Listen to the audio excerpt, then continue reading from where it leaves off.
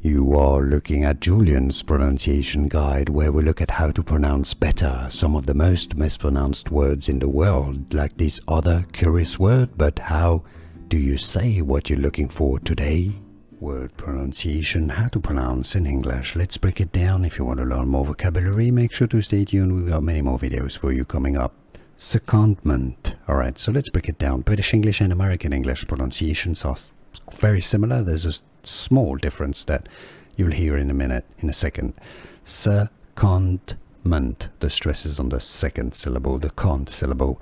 Secondment. Alright, now the Americans say it a bit more as and. Alright, secondment, but it's very similar. So British English pronunciation, secondment. American English, secondment. Very subtle difference. Was this anything useful? Could you hear the difference? Let me know in the comments.